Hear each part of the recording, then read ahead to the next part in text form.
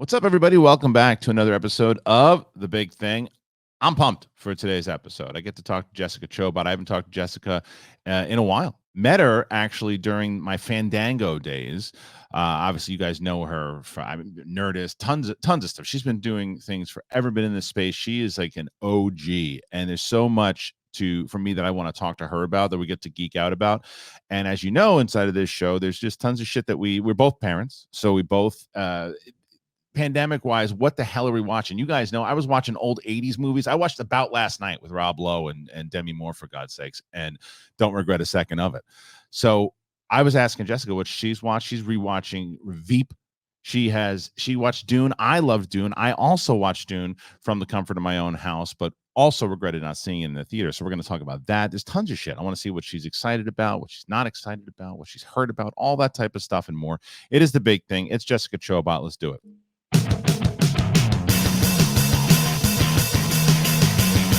What's up, everybody? Welcome back. Big Thing. Thanks for joining me today. If you haven't done this already, I know I've been telling you already, I'm blue in the face. As the new mantra here is, show just a little bit of class, will you? And subscribe to the podcast. Subscribe to the podcast on Apple Podcasts, Spotify, all that stuff. And if you already haven't done it on this channel, subscribe, notification, all that. All right, enough with me. I'm bored with me, so I can only imagine you being bored with me. Ladies and gentlemen, joining me today, the one and only Jessica Chobot is here. Hello. How are you? Good. How are you? I'm good. Do you like that I tell my audience to show some class? I think that's actually quite nice. Yeah. Well, I mean, also, I mean, do they not show class normally? I mean, it's the internet. You've been around long enough to know the answer to that question. Well, see, that's the thing. Like, why even mention it? That because you're fighting an uphill battle. So why bother? I think that's the reason. I think the reason why I've been doing it more and more and telling them to show some class is because people have started to show just a little bit of class. I just need an ounce of class. That's all I need. Just an ounce of class. How are you? How's everything going? What's the latest? What's the greatest? Tell me. Gosh, well, right now I'm just sitting at home twiddling my thumbs, which is driving me insane because I've been used to being on the road for a long time for the Expedition X show that I'm on. So I'm going a little stir crazy. That's kind of driving me a little nuts. But other than that, like things are good, I guess. I don't know. I'll be honest. I haven't talked to somebody about what I'm doing in my life in any way, shape, or form since the start of the pandemic, pretty much. Yeah. So I don't really know how to talk to people anymore. I'm telling you, that's why I'm doing this show, Jess. It's because it's one of those things. Just having those conversations, you're like, oh my God, I haven't talked to anybody about this stuff. So I'm glad that we can do it. Let's have a therapy session. It's really weird. Like I've noticed I even stutter more. Like I've always had a bit of a stuttering issue where I'm already 2 steps ahead thinking about what I want to say next before the thing I'm supposed to be talking about at this moment is even out of my mouth. So that has been, I've noticed that has increased quite a bit since I have been, by myself and holed up in my house with my kid and my husband and stuff. But still, it's not like talking to strangers and learning how to dance that dance. I'm with you, man. I've got 2 kids and my wife who have been here for like 2 years, and it's the problem is it's that tease, right? It's that tease of like, don't worry about it. It's starting to, you guys are good. You'll be able to get back into the world. Just kidding. Just kidding. Yeah. Yeah, because that's I don't know how old your child is, but like I've got a 4-year-old and I have a 10-year-old, and it's like it's just 2 years it goes like that normally, and inside of this you're just like, oh my God, you were so little when this thing started, and now it's like it's just the kids aren't supposed to grow up like this. No, at least we're at, not that I want to talk pandemic the whole time, but at least we're at, I feel they've done, as the school system has done, as good of a job as possible of keeping track of everybody, making sure everybody's safe, but also giving as much normalcy to the kids as they possibly can. So that's nice. And I've noticed that since school has been opened, at least by us, I don't know how it is in the rest of the country, but he has definitely, because he's 8 now, so he's definitely blossomed compared to where he was when we were all doing home teaching. Yeah. So that's good. I'm glad that that's, at least at least there's some socialization there where I can tell a big difference. So I'm just happy we have that. Yeah, it's the same. And then I think that one of the things that we've actually, to kind of turn it back to what we were talking about at the beginning here, was that one of the things that we've done with my oldest is that we have like these movie nights, and we Yeah. have like things that we do. And she's like massively into Harry Potter, right? So we're rewatching. We watched. Did you watch the special? Did you watch the 20-year reunion thing? So I did not, Okay. and I'm not a not fan of Harry Potter. I've just never been a person that got sucked into it. Like, it Yeah. just wasn't my thing. I was a little older by the time it came out, so my first introduction was the first book, which I finished, but I was like, okay, this is cute. And then the movies, which I enjoyed, but I never felt the need to like follow it, which is really Right. funny considering what I normally am into anyway, as like mythology and, you know, Right. magicians and wizards and witches and all that stuff that I've been into for so long. You think that that would speak to me, but for some reason it didn't. And I think it's because I'm already so into that stuff and I've done Yeah. so much of my own research on it and my own work on it, that seeing it as entertainment, I'm just like, yeah, but that's not totally right. Or this, oh, I see where she got the inspiration for this. Or, Right. So you become you a know. little more critical of it. I get that for sure. I think that it's like you said, there's a movie, you appreciate it, you watch it, like, oh, I enjoyed that, but you don't go back to like really dive deep inside and go, oh, I gotta watch it again. That's actually how I felt about, like, you were speaking about Veep earlier, off air, about Seinfeld, right? Like, Seinfeld's a show to me that if it's on, I'll watch it, I'll enjoy it, but I'll be sitting around my friends and they'll throw in old references to episodes right over my head, because I'm like, I appreciated it very much so, but I just never got into it like everybody else. So I understand that for sure. I liked Seinfeld. Friends was that for me. I never got into the Friends thing. Mm. Like, if it was on, I'd watch it. But that was also when I was like in between that end of high school, moving into college phase. Right. And so I was more interested in hanging out with my friends and going and doing things and staying out as late as I could versus being at home watching, you know, TJIF. You grew up in New York and then moved to I've been everywhere. Yeah. I was born in New York State. Okay. And then moved to, gosh, where'd we move after that? I think for like multiple times around the state we moved. And then I ended up going to, I think, Virginia, and at one point Illinois, and then Michigan, and then Ohio. Wow. And then out to California, and then SF and LA and all of it. Was a family in the military or something? No, they were there. My dad was in car sales. Okay. And so when he got to Michigan, that was he basically was promoted every 3 years. And so they would move him closer and closer to Detroit, since that's car capital of US. And then once he got there, my family is still there, but I kept moving. I get antsy if I'm anywhere longer than like 2 or 3 years. LA has actually been the longest I've ever stayed in one spot, and and it's been great, but I'm finally getting to the point now where I'm like, oh, I gotta get a move on. And it's just I'm like bouncing off the walls in my place. I relate to it. But I have to ask though too, is one of those things, because as you're moving around so much as a kid, because that's tough. That's tough when you're moving from, let's say, Virginia to Michigan, where you're going back and forth to all these different places, because you're I mean, at least now, I didn't know you back then, obviously, but you're pretty social and you're meeting a lot of friends. And is it pretty tough to knowing that any year now you could pick up, move, leave, go to a new place and have to kind of start your life all over again? No. I loved moving around as a kid. I got I'm a forced extrovert. Okay. So I'm actually it's weird. I don't know how to describe this. I prefer to be by myself, not necessarily at home. Yeah. So I don't like being in the house, which is why I get antsy and I want to get out and roam around, or I want to move every 2 years. And I also enjoyed that as a child. But I only want to do it by myself. Yeah, I get it. You know, like I take vacations by myself, but I do a lot of stuff by myself. So it's this weird like but my job and stuff, if you give me something to talk about that has relations to my work, at least there's a subject matter that I can fall back on, so I don't have to think about things to talk about on my own with somebody. Sure. So that's the extrovert part that kind of comes out. I don't know. It's really weird. It's not. It's really, probably, there's probably some things I need to, explore as to why my disposition is that way. I don't know though. I don't know, because I tell you, it's the same thing. Like I've always been good in a room talking to people, that type of thing. But it's a lot of times I would like to be inside of my own head, my own thoughts, and I think that's why I got into stand-up comedy, so I could just kind of rely on myself, even though strangely enough, you're talking to all of these people, but you're really alone.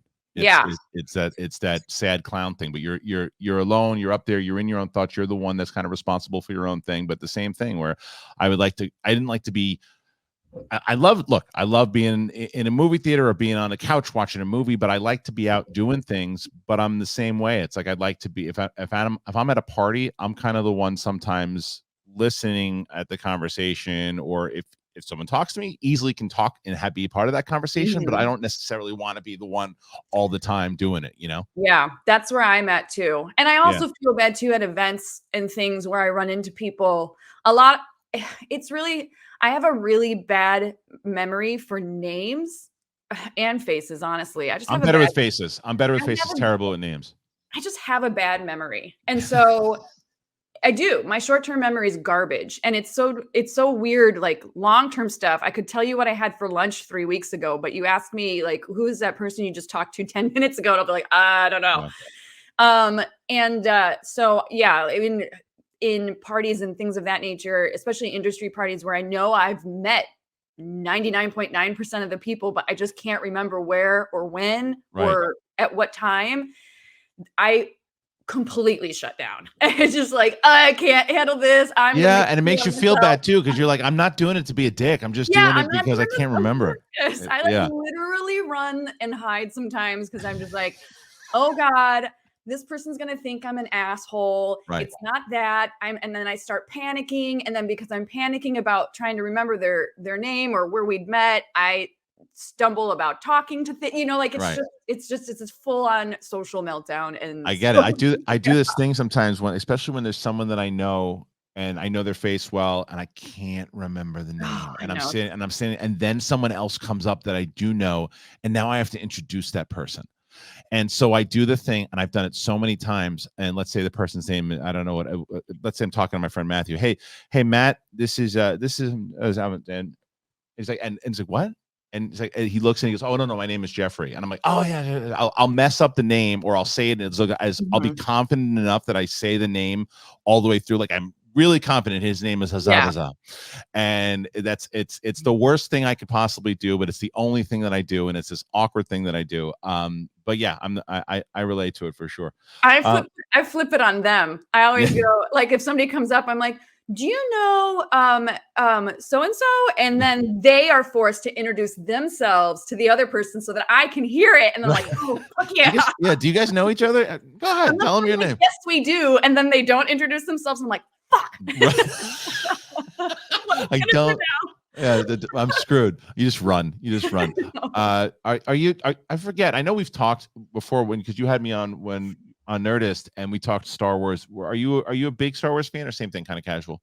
I would say I'm slightly above casual, but not obsessed. Okay, you've been watching any of the series? All the movies. I haven't. Well, I tried to watch Mandalorian. Yeah, and it was okay. I just couldn't get into it. I kind of just like the movies. And obviously, in particular, because of my age and like when they came out, the first original 3, and that's kind of my jam. Like I know everything that's going on, mostly because of work. I've always enjoyed going and seeing the movies, even when they've not been the best. Yeah. But I enjoy going, and so yeah. I mean, I'm a slightly above average fan, but not an uber fan, I guess is the best way to put it. Yeah, the reason I was going to bring it up, there's a scene in the Boba Fett series where they introduce this Wookiee, and Boba Fett lets him go at one point, and then he just runs away. And I said that reminds me of the story we just told when trying to introduce people. You just kind of like that Wookiee and just run. like, I'm out. Just run out of the party. Speaking of work, so tell me right now, because like I said, when we were, I misspoke before. I thought the first time we'd actually really met was at the Fandango thing, but that's not true. We actually competed in a schmodown against each other. Oh shit, that's right. That was. By the way, am I allowed to swear? Because I've already done it about 4 times. This is come on. Okay. I think I might have started with cursing when I did the intro, but I think I just had Freddie Prinze Jr. on the other day, and he said, in your intro, you said shit 3 times and you burped. He's like, I know that I'm at home. I'm like, yeah, we're good to go. So let's we met them because Dan had introduced us, and that's how we wound up doing it. But then, you came on the Fandango show, but and then you were at Nerdist for a bit. So can you tell me and the audience at the moment, what are you doing at the moment?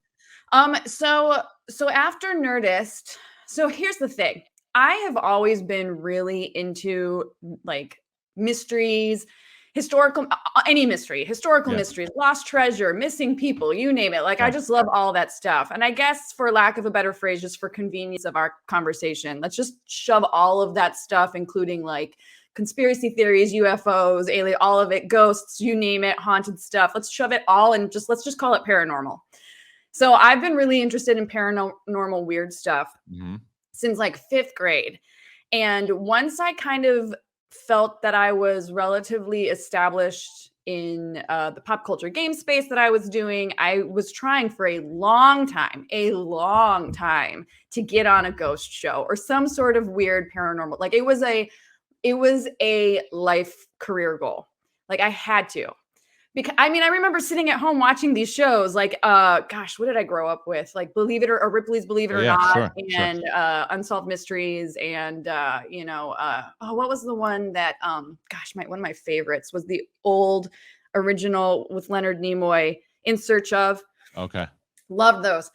So I remember watching those and just being obsessed with wanting to be on a show like that. Jessica, the moment that we've been waiting for since September is finally here. In honor of the big game, DraftKings Sportsbook, an official sports betting partner of Super Bowl 56, is giving new customers 56-1 odds on either team. You bet just $5 and you get $280 in free bets if your team wins. DraftKings Sportsbook is now live in New York, meaning you can bet from almost a third of the country. If Sportsbook isn't in your state, play DraftKings Daily Fantasy Football Contest for Super Bowl 56. New customers can get a free shot at a $1 million top prize with their first deposit. Download the DraftKings Sportsbook app, use the promo code BIGTHING, and get 56-1 odds on either team. Bet just $5 and get $280 in free bets if your team wins. That's promo code BIGTHING at DraftKings Sportsbook, an official sports betting partner of Super Bowl 56. 21 minimum age and location requirements vary by jurisdiction. See DraftKings.com/sportsbook for full list of requirements and state-specific responsible gaming resources. Void where prohibited. If you have a gambling problem, please call 1-800-GAMBLER in Tennessee, or call and text the TN Red Line 1-800-889-9789. In Connecticut, call 888-789-7777. or visit ccpg.org/chat. In New York, call 1-877-8-HOPENY or text HOPE New York 467-369. So I love this, by the way, and I'm going to tell you the complete honest truth. I know that we were going to talk about certain things we were watching.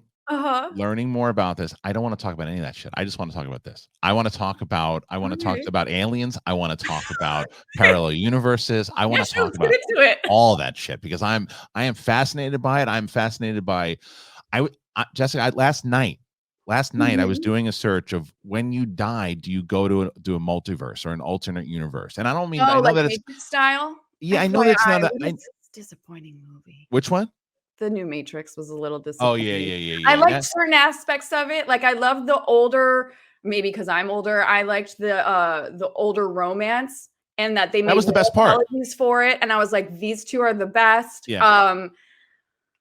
But that was about it.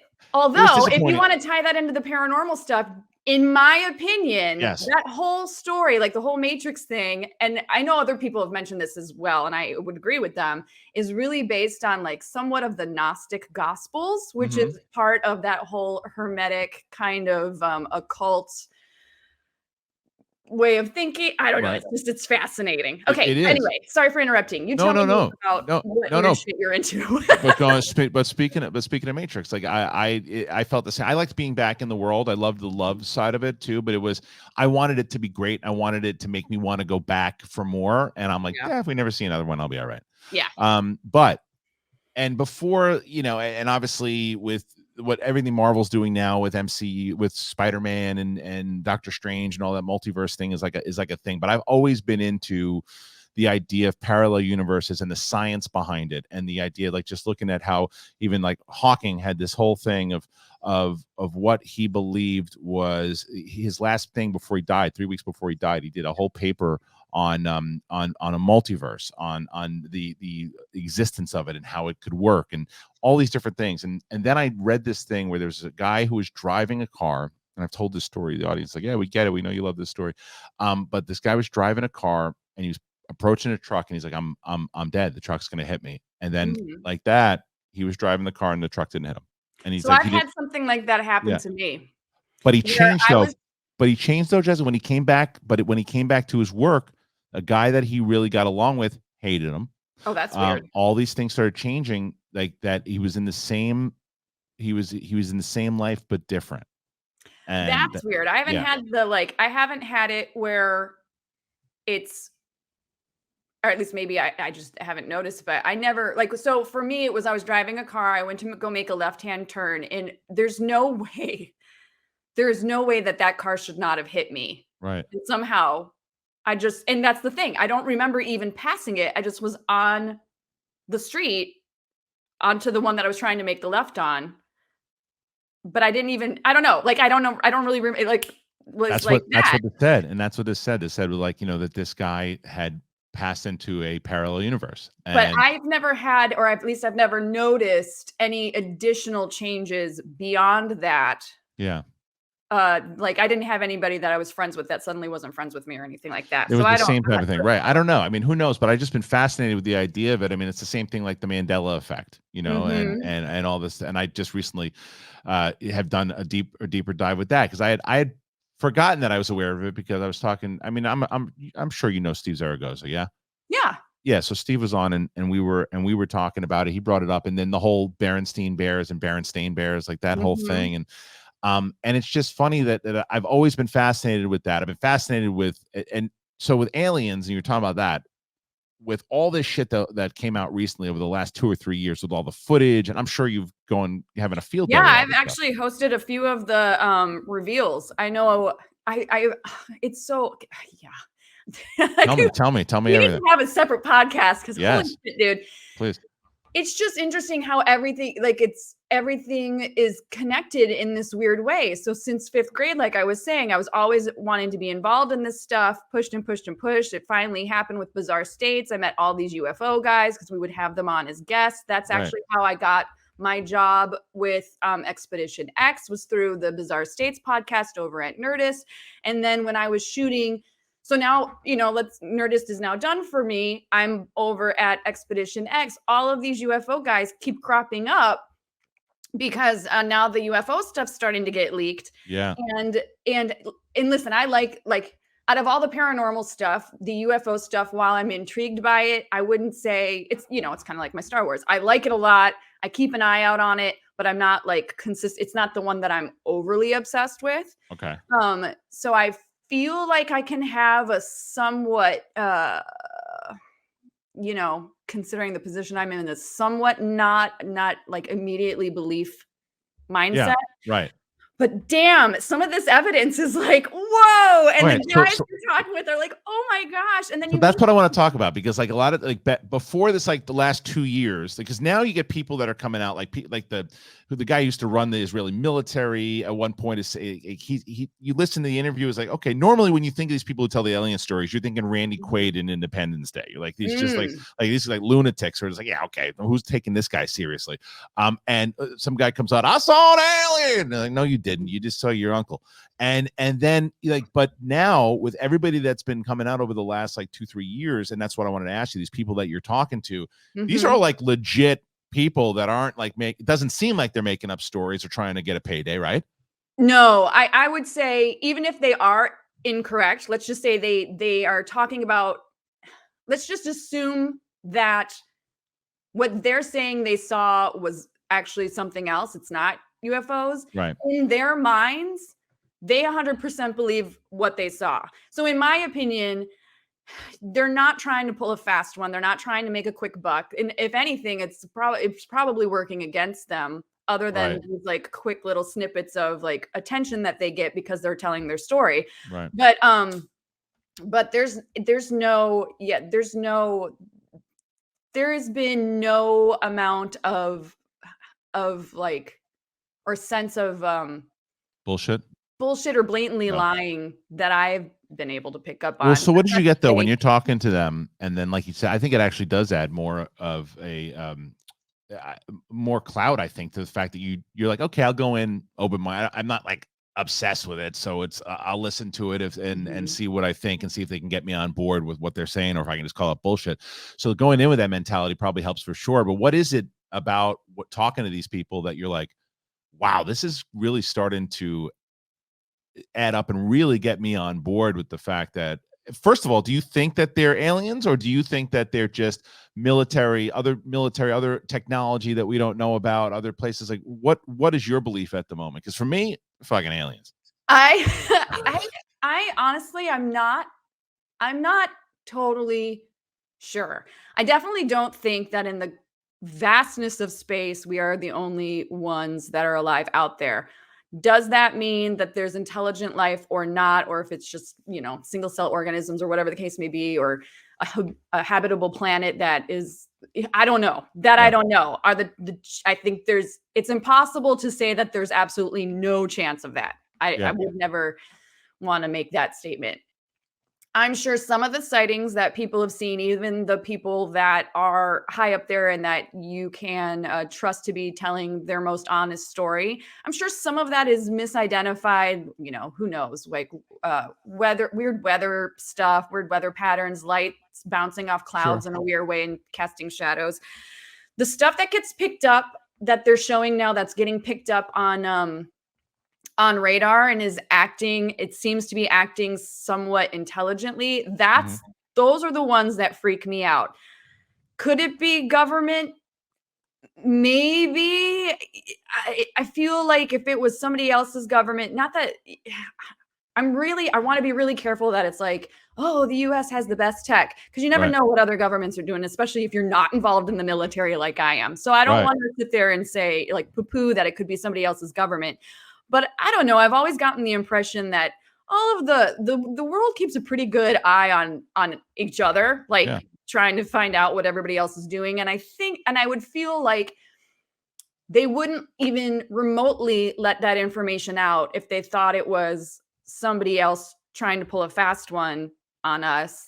I agree. I think that because of all the stuff and all the, with spies and just the amount of intel that's out there, but just it's the idea of these ships that are like basically floating like paper over water and then just zooming off. And the reason I had a conversation with somebody and the person was like, well, wouldn't we know about it if it was aliens? And I'm like, well, in your mind, human beings are the smartest things and we'd pick it up. But what if we're the dumbest? What if we're the dumbest species out there and the smartest species that is not even, is way advanced, that is able to travel through space and time and all of that, and has been able to travel to this planet for years. And to them, we are stupid cows that are just the same way that we drive by and we look at a cow eating grass. That's us.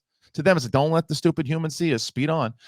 Why not? Is it that crazy to think that maybe we're just not that bright to them and we're so not advanced as they are, that they've been here for years with resources and doing hell. The craziest theory that I'm not against, who knows if they put us here? Now, I'm not trying to start a religious war with people, but I'm just but I'm just saying, who knows?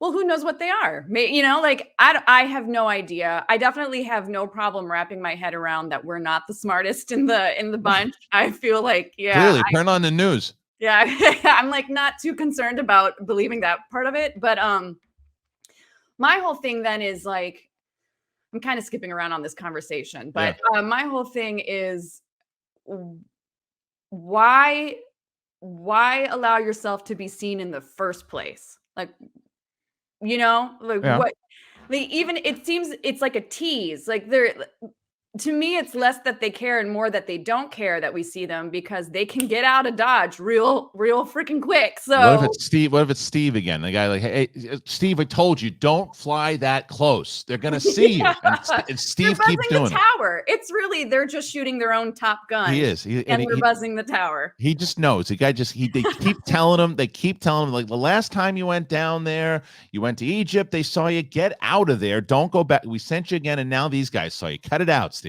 Yeah. Yeah. But I don't know. I think that it's interesting to me that all this stuff has been coming out. I don't think we're ever going to get a clear-cut answer, but I'm with you. There's a lot of things inside of these, like the conspiracies and the ideas that are fascinating to me. There are some that I don't believe at all. There are other ones, like, I don't know how much you go into the JFK stuff, right? Like the JFK thing, to me, it's like, I don't know how anybody thinks that Oswald acted alone, but that's me. There's all these conspiracies. And I'm sure, as you mentioned earlier, you said it's not the one that I'm obsessed with the most, and I want to learn what you are obsessed with the most in just a moment. But before I do that, ladies and gentlemen, I want to talk to you guys about DraftKings. I've mentioned you guys DraftKings. I've told you about DraftKings. We are big fans of DraftKings. In the NFL playoffs, there's only 4 teams left. Only 4 teams, and that's for you to bet on DraftKings Sportsbook, which is an official sports betting partner of the NFL.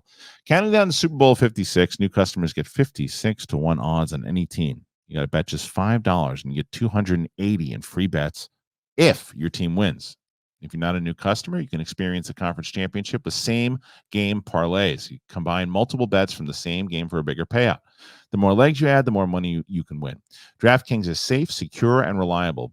Best of all, you can deposit and withdraw your cash whenever you want. You got to download the DraftKings Sportsbook app now. Use that code BIGTHING and get 56 to 1 odds on any NFL team. Bet just $50 and win 280 in free bets if your team wins. That's promo code BIGTHING for 56 to 1 odds at DraftKings Sportsbook, which is an official sports betting partner of the NFL. You got to be 21 or older. New customers only. Minimum of $5 deposit and $1 wager required. All right, as I mentioned to you guys before, Jessica, we brought up your the things that you are obsessed with. Is it the afterlife? Is it ghosts? What is it? Oh, I muted you. That's me. I did that.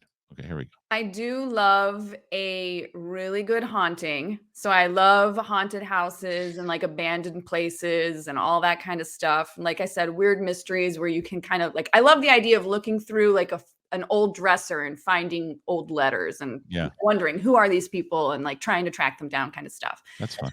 So I love that kind of stuff. I love hauntings. I've been really into, this is going to sound really weird, but I've been really into studying, I don't want to just call it the occult, but I mean, I guess that would be the terminology for it, is like Hermeticism, where those religions, how they grew and what happened to them, the Gnostics and all that, how it all is intertwined. And then that actually led me, this is why I say it's so interesting how all these things are connected, because of my job in pop culture. That actually ended up randomly. I don't even know how I got to this, but I did a search and somehow the Wizard War between Alan Moore and oh my God. Where we at? Doom Patrol. Oh, Doom Patrol. Okay, Alan Moore. Hold on. Morrison. What's his first name? Oh God. Sorry, I can't help you on that one. Let me see. Here, I'll find it. Grant Morrison. Thank you. Grant Morrison and Moore are in apparently a wizard's war with each other. Okay. And like the amazing, because they're both, I know that I don't know what Moore necessarily subscribes to. But I know that Morrison is very much into chaos magic, because I was trying to get him on the Bizarre States podcast back in the day. And how much of that influences or shows up in their work in comics. So a great example is, and somebody on TikTok actually brought this up, and I was like, whoa, but it also kind of ties in the Matrix and things of like how this stuff kind of bubbles to the surface of pop culture, and we don't even realize that we're consuming it, is in the Eternals.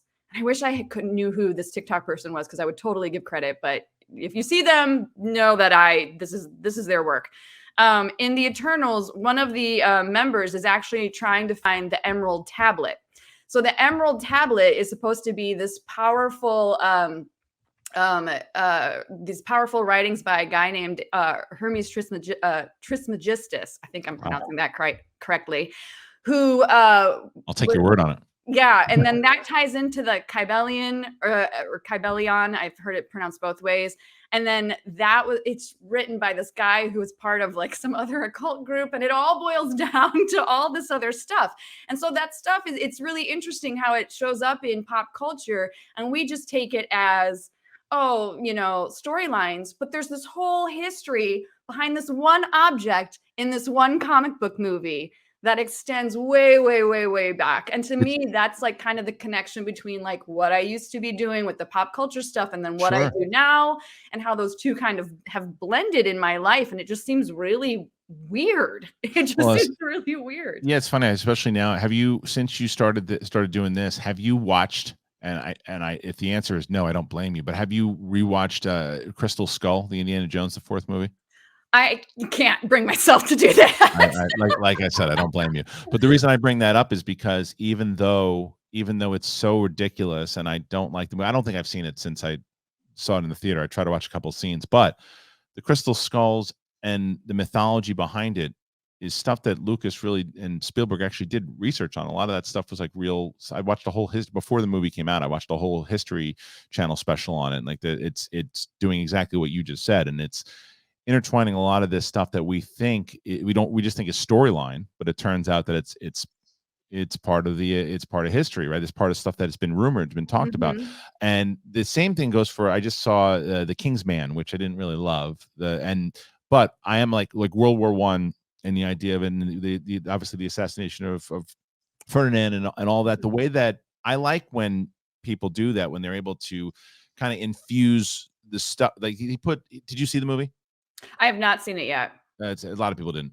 But he basically put Ralph Fiennes in the scene when the Archduke was assassinated, but he combined a lot of stuff with like Rasputin and things that actually happened throughout history, and combined it with the comic book side of it, which was confusing, but I think was still interesting, but not unlike what you're talking about with the infusion of real life stuff, these facts, and for your case, like the occult here.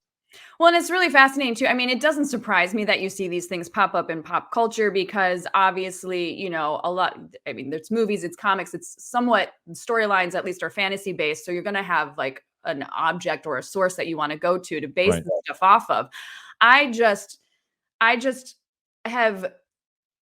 want to research where that base originally came from. Like what makes it, what makes it appealing to these artists to use it in their storyline, and why, and then what really happened. And I've always kind of been that way, whether it's been books that have, like fictional books that have referenced certain things, or video games or what have you. Like certain games will but their storyline, like oh gosh, which one was it? One of the Tomb Raiders, I think the first revamp one was had everything happening in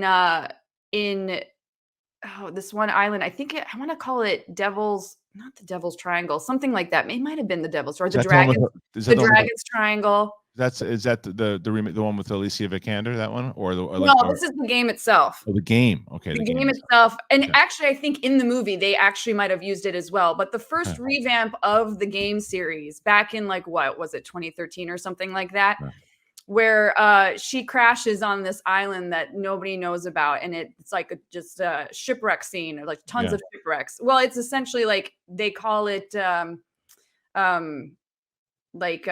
Japan's Bermuda Triangle or something that's Okay. probably casually referenced, but it's got like an actual formal name where it's like the Dragon's Triangle or something like that.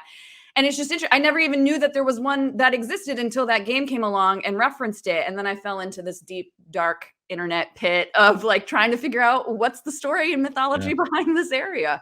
It's So funny. I've always Yeah, kind of track that stuff back. I do that a lot. If I start to get kind of obsessed with something, whether it's in a movie or two, that could kind of go down that deep hole and get, like I told you, there's just things like there's a series, as we were mentioning before, not to go back into the conversation of the parallel universes and time travel and all that shit, but there's a series on Netflix that I have to get into that everyone's telling me about. Is this series called Dark?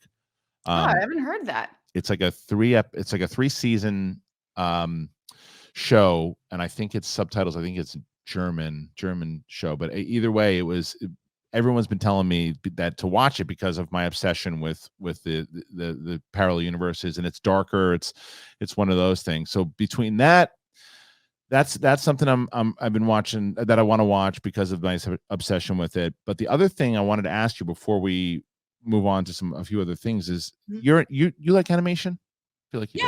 Yeah. So a show that I am spreading the word about because I think because it's based off a video game. I know you're a gamer. So as far as, did you play League of Legends? I dabbled in it.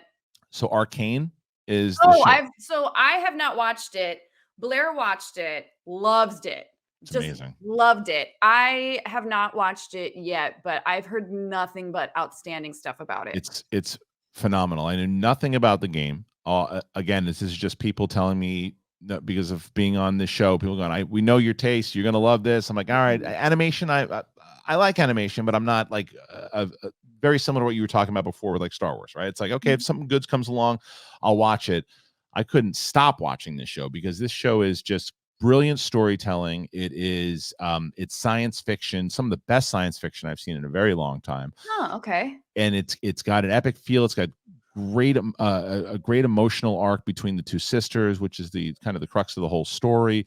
But it's flushed out, and what they do in the first 2 episodes, I'm not going to spoil anything for you, but the first 2 episodes, you think the show is going to be one particular thing, and by the time you get to the third, you're like, oh, that's what the show is. And I'm all in for it. All right, I'll check it out. I mean, I have heard nothing but wonderful things said about it. It's great. All right, so speaking of things that you have seen, we mentioned it before. So we both did, I think, the same thing, and we watched Dune at our homes. I don't know what your setup is at home. I have a pretty decent setup. I got a nice sound system, but it's not a movie theater, right? And I think that it is a movie that should be seen in the theaters. There's no doubt about it. I missed it in IMAX, but I also like being in the comfort of my own home, just shoving popcorn in my face, watching it back here. But you loved it? I loved it. Yeah. I loved it, and I had really snotty expectations about it. Sure. Just because I also really loved the book, and I also really loved the original movie. Oh, did you? Okay, that's rare. That's rare for people to love, because the book, people love the book, swear by the book. But it's rare that people love the Lynch movie as much too. So I like all of it. I like all of it across the board. I don't really know why, other than just it's good storytelling. Yeah, it's good storytelling. Back when Lynch did his stuff, I had a little crush on Kyle MacLachlan. I thought it was so different for back then that it really stood out and was unique. And so I was really concerned. I was like, oh man, because I remember Children of Dune when it came out on like as a sci-fi, right? Sci-fi show or something. Yeah. And stuff like that. And I was like, oh, I'm not really into that. And oh gosh, I hope this isn't, I hope this doesn't get, there's just remakes just never are as good as you want. Right. And but this one was great. It was absolutely great. The music, I mean, all of it. The acting was phenomenal. Their casting was great. The only one that I think I have issue with, and it's not because of her acting ability. She's a great actress. She's like perfectly fine in it. I think it's the age thing. Is like Paul's mom, Lady Jessica, Rebecca Ferguson. She just seems a little young. Okay. Do you know what I mean? Like, I'm like, would you have you look so good. Would you have a child that age? But I think how I want to see I almost saw like when yeah. was standing next to each other, I'm like, gosh, you would actually be like, you guys look like you could be dating. Yeah, she's 30, she's 38. So Well, the I don't know question how old the I don't character know how was. old they were in the books. I don't know if it was ever even mentioned. Yeah, I don't know. I I suppose mean, as the Bene Gesserit, she could maybe, doesn't she age slower too? she could, and she maybe had him when she was like a teenager. Who knows? Yeah. But Yeah, yeah, that's she's true too. She could have had him when she was really young. It threw me off just because it's coming from a me place. yeah. It's because I'm older and I still have and I waited till I was like considered geriatric pregnancy, FYI, which is 35, as I was bluntly told while I was at the doctor's. Oh And man. so I think for me that was the only thing because of my personal experience, I was projecting it onto what I was seeing on screen. I was like, "Huh, really?" But yeah, like of course she could have had him when Right. she was super young. Yeah, I mean, it's so funny how we do. I had that conversation with somebody recently too, because it's still you've been in this space long enough that you've seen it. Where if you don't have the same opinion as someone else, then they automatically say either you are wrong or you're stupid or this and the two. But the answer back to all of that is exactly what you just said. We watch movies and television show and read things and articles, whatever, very differently because of our experiences and our life experiences and Mhm. things that we've gone through. Like clearly, I wouldn't look at that particular scene that way because I didn't go through any of what you did. Now, my wife might very well do that same thing that you Yeah. did because she had a similar experience. Well, and I think people are too hard on themselves and others on both sides of that board or Mhm. both sides of that argument where it's like just, yeah, it's my experience. This is why I do or don't find something entertaining and is the whole point of entertainment is to be able to hopefully either I would think it's one of two things. It's either to observe others and their experiences and be an outsider looking in, or to have your own experiences and emotions reflected back at you, which, is why you want to be watching this show in the first place. Right. Both are totally fine. But, coming at something like that and, people that get angry or nitpick about people that can't connect with something because of their other experiences or have like a quick hot take or whatever, or just like, yeah, it's just this is what I had a hard time with. Like dragging them through the streets for that. I'm just like, really? Like Yeah. that's why. And then on the flip side, people that like dig their heels in and refuse to look or change their opinion about that one thing they saw that one time because that's how they feel. I'm like, no, like explore these other options. Like, and, look at things from different points of view. Well, that's That's where all I'm saying. I think that's a problem with people in general right now. Is nobody really does that, Yeah. unfortunately, or at least the majority of people don't do that. They're dug in and they hit whatever their particular mentality is, and then what they do is they don't look to try to have a conversation saying, okay, let's have a conversation. You tell me I'm on the opposing side of you, what you're on. I'm opposing. Yeah. Let's have a conversation. Maybe I see your points, maybe you see mine, and maybe we'll it's the opposite. It's well, I don't know. I don't agree with you but they all agree with me, so I'm gonna stick with them, and nothing ever changes. And it's such a shame that that's like that. Aside from like people feeling bad about themselves or others, Yeah, it's just I like those conversations. I like having casual, nice debates. I yeah, like hearing why other people enjoy what they enjoy. Um, and if they can have a discussion with me where they present why they enjoy that in a meaningful manner and just like a nice convo, like I'm fine to change my mind about stuff. Like, yeah, same, that's same. fine. Or I don't change my mind and I say, I don't, I still am going to stick with what I think, but I also like your idea or your concept. And that sounds really great. Yeah, I'm so glad you said that too because we did a thing where that's kind of the whole point of I started this channel around 4 months ago, and Mhm. one of the things that I wanted to do was to do exactly what you just said is we don't have to agree with everybody, but I also don't want to have that whole thing where people come in and just start just spewing venom, right? So Mhm. one of the things that I was nervous about when we did a full leading up to Boba Fett, we did a whole rewatch of all of the movies, of all the Star Wars movies. And then I knew eventually we were going to get to The Last Jedi. I knew that, the internet, it just exploded on itself when that movie came out. So I said, I'm going to do something where I'm going to see if we can be just exactly everything you just said. a conversation of where people can talk about it, talk about the things they like, talk about the things they don't, and see if it can be casual. And I brought on Mark Riley, who, because my co-host and I, we don't like the movie, but we had Mark Riley come on, who loves the movie. We had this whole conversation, and it was this beautiful thing where not only us were just listening to each other, but the audience was, and the comments were there were a lot of them, but it wasn't this thing of like just pure hatred. It was, I don't really agree with what Riley just said. I don't agree with what Kristian and Steph just said, but here's why. And I was like, wow, it actually worked. So I think that's lovely. I like that.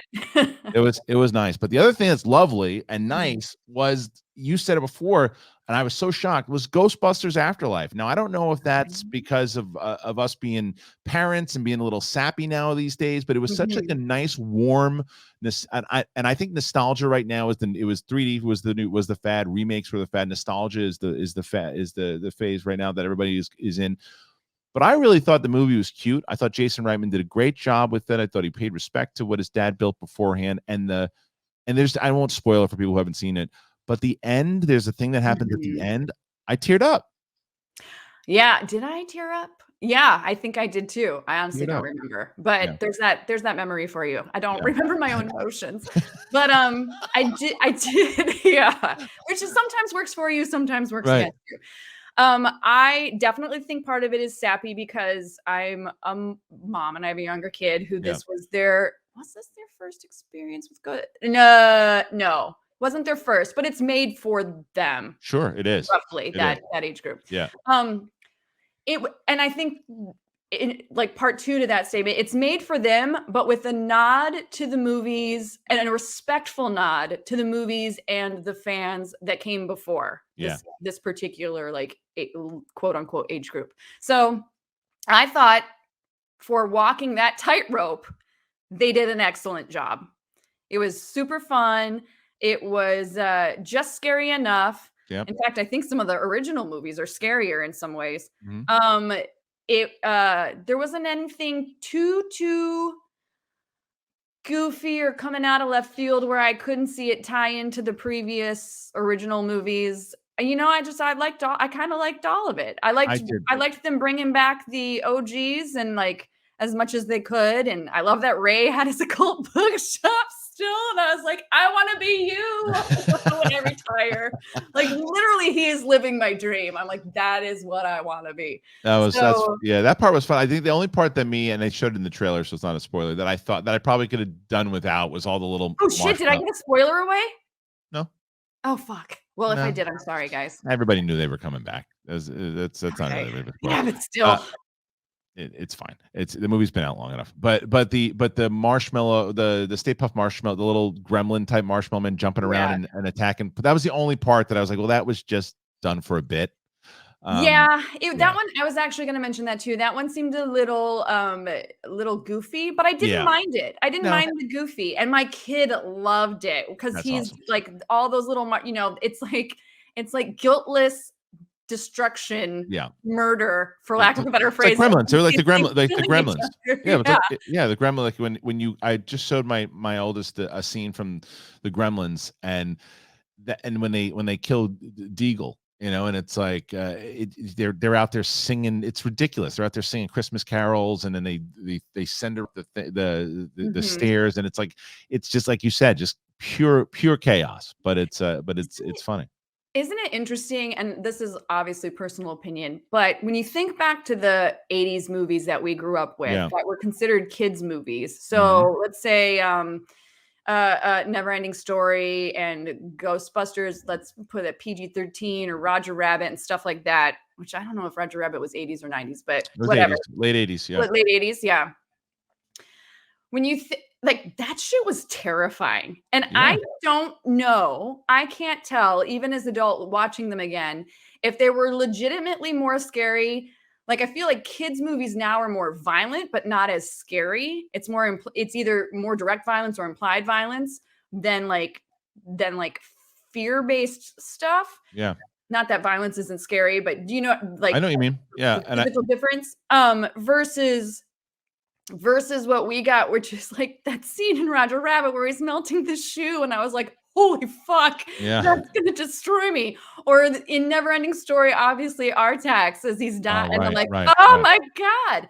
And I showed my kid those, thinking this is gonna, I want to see his reaction. This is gonna be impactful. Didn't blink an eye, like just did not. He's like, "What? I don't care about that horse." And I was like, Poor horse. "What?" Yeah. Like, You know what I think it is though? I think What? it's because when we saw those movies in the theater, they were like, it was an event to see a movie, right? It was an event to see, because TV wasn't the way TV is now. Yeah. You know, you catch a couple of fun animation or a network television show when you're in the 80s, but like Mhm. there's not the type of coverage on things. Like now kids are desensitized to all this stuff because they have so much. They have so much on streaming that they can Yeah, watch. They have so many things that they've seen. There's so much, like, that's true. and every single show that they particularly could watch could have an emotional moment like that, so they're used to it. They're seeing it, like, and it's the matter of it's just that there's so much stuff, and there's no Twitter, there was no Facebook, there's none of the TikTok, there's none of that stuff. Like I remember when I saw Rocky 4, because I was a massive Rocky fan, and Rocky 4 and Apollo Creed, when he dies, someone spoiled that in a newspaper article. And I remember that was like the first kind of spoiler thing that I was ever aware of, and it happened in newspaper. And I remember being pissed off about it. And before, like, spoilers, now you get them. You can't go on, if a movie comes out, stay off Twitter, because you're gonna get nailed with it. I mean, I might have just ruined Ghostbusters for some folks. For everybody, So, no, yeah. I think you're okay.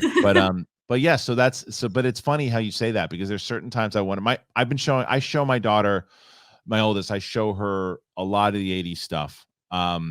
Because she does pick up on that. So she loved the Goonies. But going off what you just said, the ET, like when you thought he died, like that wrecked me as a kid. That whole, like, scientist showing up in your house, you're all like, everything's locked down and wrapped up. I was crazy scared. Wrecked me. She just looked at me, she goes, "It'll be all right." Man, I wish I had that kind of, like, I don't know, gumption as a child. Like, I was definitely not that brave. Yeah, there's certain things she's emotional, like she gets pretty emotional about, but like she's also she's read more at 10 than I have read in my entire life. She reads like the books that she's reading, she'll read, like, especially during the pandemic, she would read like a book a day. Like just a book, like firing. She read all the Harry Potter books. She read, I mean, she's like a massive reader. So like to her, the same type of thing. Like, oh, well, I've read that type of thing happening. I know that that's happening. It's a repeated thing. Like the medium, like the Never-Ending Stories, those mediums were so fresh to us and new to us.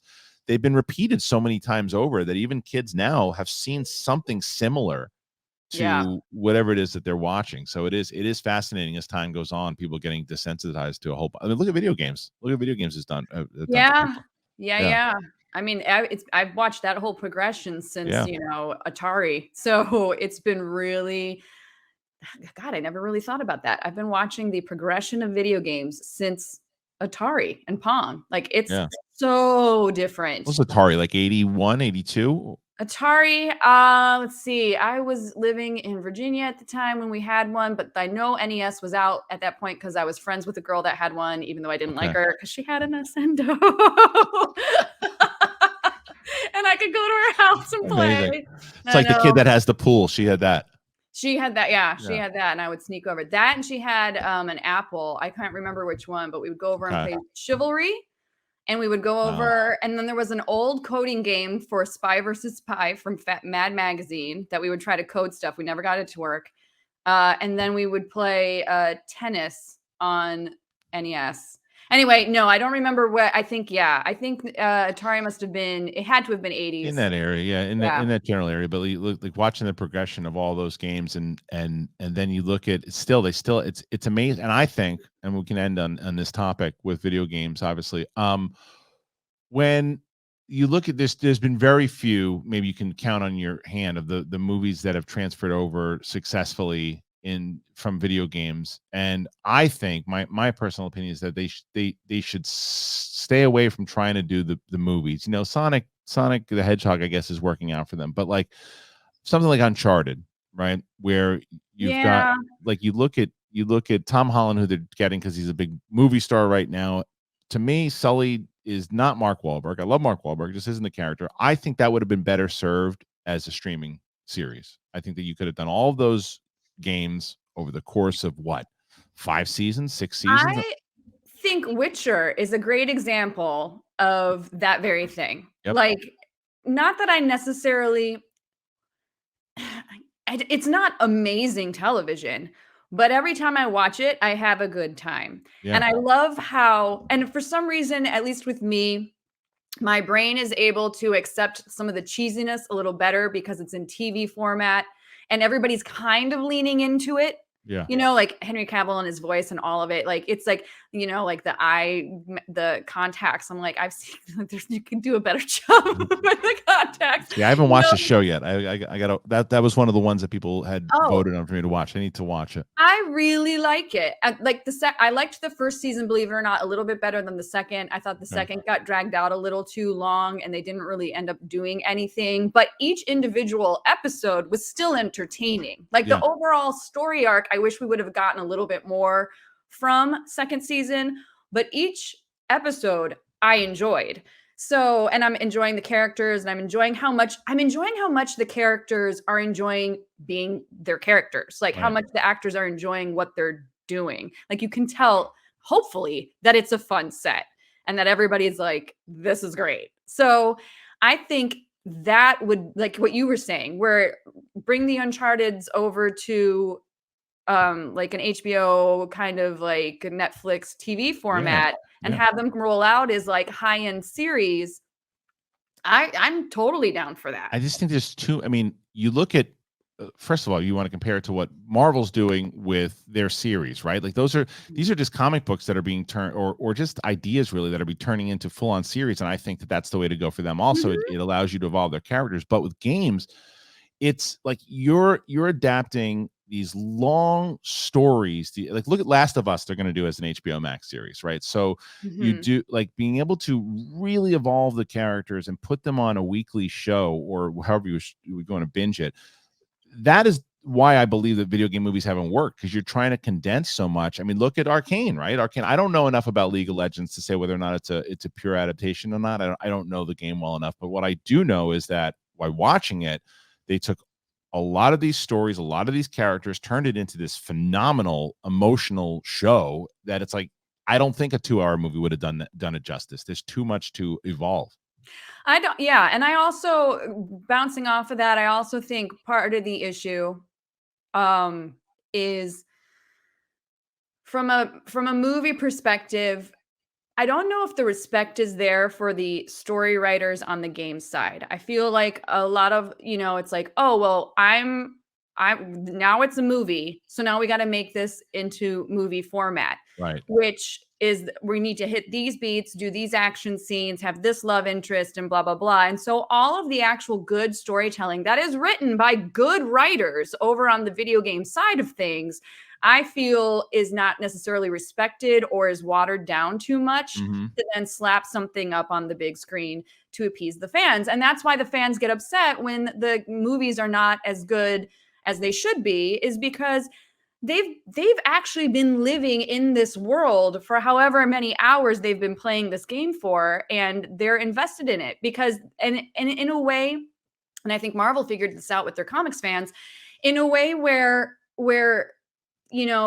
they are that character. Like they experienced what that character should be experiencing. And so when they see it not really appreciated in such a way by the creators who are making the movie, I understand why they get upset. Do I think that they should get as upset as they get? Maybe not, but like I get the emotion where it's coming from. Yeah, you're taking time and you're emotionally investing. You've become, as you said, attached to these characters and the ideas of it. So a lot of times, I think you're 100% right that I think it also does a disservice for the people in the industry that are actually creating these stories and are creative people to automatically assume that their stuff needs to be watered down. No, it doesn't. These get formulaic, and it's like it's not necessary. But that is, I think, the power of what streaming has now done, and because of that, because I think that what would have happened Man, I did watch all Mandalorian. It's one of my favorite. Like for me, it's the original trilogy, and then right after the original trilogy, Mandalorian. Those is my like. It's one. Season 2 to me is some of the best Star Wars that we've ever gotten. But I don't know if it would have worked as a 2-hour movie. I think it would, because it would be condensed, it'd be watered down, it'd be formulaic. They try to get too many. Like I believe that a lot of higher ups at Lucasfilm right now thinks a lot of think too many things are inside baseball, which clearly is working on television side. So there's a lot of positives. I mean, I will say with the My Witcher reference, they had that series of books before that they're also allowed, like the games are based on the books in some ways. And the show is, I think, more based on the books than the games necessarily. But I still feel like there's enough storytelling and writing out there, especially with big series like Uncharted or Tomb Raider or like Witcher, or even something like like a sandbox RPG or something like a Fallout. Not that I necessarily want a Fallout movie, but let's just say you need something with a lot of content. There are games out there that can give that. So just I just wanted to make it clear, like, I'm very well aware, folks, that The Witcher is based on the books, but I do think that that's a great way of looking at it and blending the two, so that you do have an ongoing successful franchise that like umbrellas all of these different versions of entertainment. And I definitely think there's enough games out there that have been around long enough and have enough of a backstory and history to them that would also translate well into like a high-end TV series. Jessica Chobot dropping the mic down here, ladies and gentlemen, for everybody. And it was so much fun talking to you. I'm glad that we had a chance to do that. I'm so fascinated with the new stuff you're working on. Can you tell everybody, if they want to check it out, where they can go? Yeah, so you should be able to find most of the seasons of Expedition X on, there's Discovery Plus, which is Discovery's streaming service. I think occasionally they run reruns, although I'm not totally sure on their regular like cable channel. And then you can find it on Amazon and stuff like that. We do have, so I don't know if you're like really crunched for time. Are you? No, okay. No. We do. So I just want to explain, because I get this question a lot. So now this is my opportunity to explain how this runs. Yes, please do. We do split up our seasons, kind of, sort of. This is how we basically shoot everything. So we'll go on the road for 2 months. We'll shoot everything. We're home for a month and a half so that we all can like get rid of all the spider bites and broken bones that we have. And I don't have to sweat 24/7. But while we're home, they start working, like downloading and working and editing on the first 2 months that we were gone. And then we hit the road again and shoot the next 2 months. And then when we come home, we start VO that we missed from the first season, and then eventually it goes up. So it's like kind of patchwork together. So technically, the reason I am telling you this, and hopefully I'm allowed to, or else I just got myself in a shitload of trouble. The reason I am telling you this is because our second pod, quote unquote, our next, however, season pod, however you want to say it, is probably going to come out in the spring, because I'm almost done with VO on it. So you can still see the first half of this season is live now. The second half will probably be coming out in the spring, like mid to late spring, early summer. Okay, so please is my guess. Well, make sure you guys check that out, and then I'm sure you're always updating and letting people know on your social media as well. Yes. So for work and stuff like that and Instagram and stuff, I definitely will update everybody and let them know. I personally have been pulling back from social media a little bit across the board, just because I'm having a personal breakdown and just need a break. But yeah, like literally everyone else right now. But I did the same thing, Jess, to be honest with you. Like for me, I went through a whole phase for a while where I would be on social media and I'd get in conversation with people, and it's like, nah, what I really go out there to do now is I'll tweet. If I have a new, like for this interview, I will go out and I'll make sure I post that. I'll take clips of the interviews. I'll talk about maybe something fun that I've watched, but I don't engage anymore, because I think the problem is, and so another point I wanted to make in our conversation that we talked about before, when people kind of are so like just angry and want to get a point done. One of the things I like to look at those people with sympathy more so now than I used to have in the past is I also don't know what those people are going through in their lives, right? Because if you look at the last 2 years of what everybody's been going through, there are also people that are going through things that you just don't know, and there's pure anger and there's pure sadness in them. So when they're tweeting at you, they might not really be tweeting at you. They might be Yeah. tweeting at something else going on inside of them. And I've tried to be more sympathetic towards that. So that's also why I've pulled back on the engagement on social media than I did in years past. Yeah, I agree with that. For me too, was also I was always, because I get a lot of sense of self from my work. And Yeah. because of that, anytime new social media platforms would hit, I would feel that I would need to be on it all the time, immediately, Yeah. carve my space out because, oh my gosh, like I need to reach blah, blah, blah, blah, blah, blah, blah. Right. And honestly, and it was not, it's just, it's not really like that anymore. Yeah.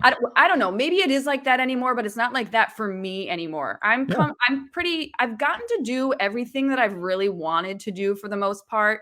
The only other thing I can think of is I would love to see this show continue because I love doing the paranormal stuff, but also TCM, if you're listening and you need somebody to like intro your old movies, I love old movies. Yeah. Hit me up. But other than that, like I've done everything I've wanted to do. And so I feel like, okay, now I can just kind of not necessarily sit back and relax and just like not do anything, but I don't need to chase my own tail so much anymore. And also on the flip side of that, like I also feel from a actual work perspective, all these different social media platforms, eventually, if you're on all of them all the time and you're trying to develop content, not only do you get burnt out, but you're really, if you want work advice, watering down your brand a little bit. So find the spots that work for you to post your work stuff. And then if you want to have a personal one, which for me, it's Instagram. So if you guys want to interact with me a little bit more than the reg, I guess Instagram would be the place to go, or my Discord channel. But is Instagram the same as Twitter? I have your Twitter on the bottom there. Is that the same? So Twitter at this no, Instagram is Jessica_Chobot. Twitter for me is where I post a lot of my work stuff, and occasionally I'll post gaming stuff on there, but I kind of like avoid Twitter. And I focus on Instagram mostly because I do a lot of my online stress shopping off of there as well. Oh. So if you want to come hang out and see what random shit that I bought to make myself feel better that day, feel free to visit me over on Instagram. I will do that right now, actually. Thanks.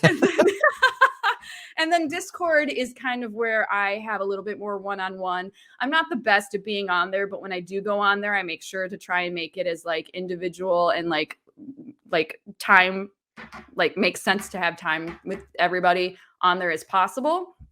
And that's really worked out. I feel like, like it's given me some air conditioning for my own brain so that I'm not panicking or feeling weird or stressed or like, I don't know. Just I have some issues. We all do. We all do right now. We all do. We're all coming at it this time. We're all doing it. Dude, honestly, all of this is I am just trying to keep my head above water. Like, I feel like level. I do feel. I'm sure everybody's saying it right now, but I do feel like we're getting close. We're getting close. Doggy paddling, and it's fine. This is fine. It's all fine. Yeah, it's all fine. Well, it is all fine. It's just, I don't know. I don't know what the fuck I'm doing, dude. I'm just trying to survive. You seem to be doing all right, though. You're doing. I mean, you got some. You're doing shit that you like to be doing. You're getting back to doing that. You're watching. You're showing. Look. Whether or not your kid responded to our text or not, you're doing the right thing by showing him movies like that. So thank you. I appreciate that. So there you go. But ladies and gentlemen, to be a good mom. That you are absolutely been a good mom. Jessica Chobot, ladies and gentlemen, it's a pleasure to talk to you. I'd love to do this again. Maybe next time when we get to do it in studio as the new season comes up, maybe we'll get you in studio and we'll do a full episode where we can chat. That would be great. Well, then you got to come on my show because we're going to be bringing my podcast back, hopefully sooner rather than later. It's in the works, and it's all about paranormal, occult, UFOs. So if you want to, let that flag fly, Kristian, I will let it fly. I'm already doing it. You guys can just pick me up in the ship as I'm mid rant, and I will. Well, I think it's great because every time I've ever talked to anybody, and I feel like I can be the one to finally poke the hole in that like protective bubble of, oh, this is where I keep my weirdness. everybody's got an amazing story or everybody's into something weird. And that's Yep. the thing. I just love listening to what people think about this stuff. Like, Well, I'm I'm there. fascinated by it. You let me know, and I'm there. And I appreciate you coming on the show here today. Ladies and gentlemen, once again, Jessica Chobot. Make sure to follow everything that she's doing and go look at the weird shit she's buying on Instagram. All right. And once for you guys, make sure you subscribe to this podcast and listen to it on the go. Apple Podcasts, Spotify. We're doing really good on Spotify right now, guys. So head on over there. Even if you watch this on YouTube, even if you just watch this entire episode on YouTube and you've been commenting, it helps the show tremendously. You know, I don't do donations. I don't do super chats. I don't do any of that. So the only thing that we really ask, people always ask, how do I help? How do I help? Just download. That's it. Doesn't cost you anything. Just download, do it there. Make sure you do it, and then subscribe to the channel. Hit that button, hit the notification. All right, everybody. It's the big thing. I appreciate you. We'll see you next time.